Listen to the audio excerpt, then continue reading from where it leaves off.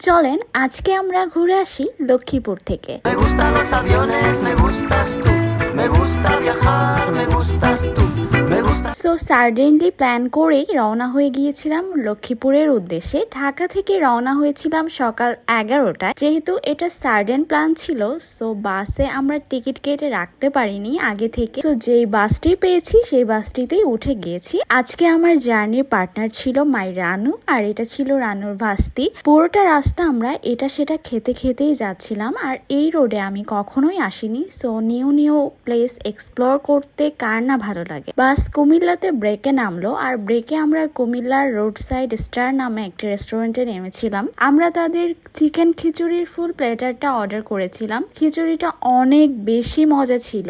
আর যতক্ষণ জার্নিতে ছিলাম আমরা, খুব সুন্দর ঠান্ডা ওয়েদার ছিল, ঠান্ডা ঠান্ডা বাতাস আর বৃষ্টি হচ্ছিল। See the weather guys. প্রায় 7 ঘন্টা জার্নি করে রানুর বাসায় পৌঁছালাম। যাওয়ার পরে ওরা আমাকে একটি লেমন জুস দিয়েছিল। Trust me, it was so good. ওরা অ্যাকচুয়ালি অনেক আইটেমের খাবার সার্ভ করেছিল। প্রতিদিন ভিডিও করা অ্যাকচুয়ালি পসিবল হয়নি। সেকেন্ডের লাঞ্চে এই আইটেমগুলো ছিল হাঁসের মাংস ভুনা, খিচুড়ি, ডিম ভুনা আর আমের আচার এবং বিফ ভুনা ছিল।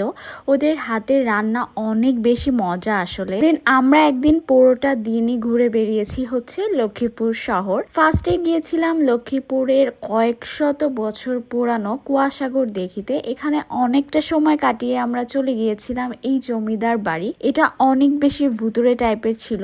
আর দুপুর পর্যন্ত এখানে আমরা কাটিয়ে আমরা চলে গিয়েছিলাম লক্ষ্মীপুরের আরেকটি জমিদার বাড়িতে। সবগুলো জায়গা থেকে আমার এই জমিদার বাড়িটি অনেক বেশি ভালো লেগেছে। বাট এখানে যেতে যেতেই বৃষ্টি শুরু হয়ে গিয়েছিল, সো আমরা বেশিক্ষণ এখানে স্টে করতে পারিনি। আর সন্ধ্যার নাস্তায় ওরা আমাদেরকে অনেক রকমের স্ন্যাক্স সার্ভ করেছিল।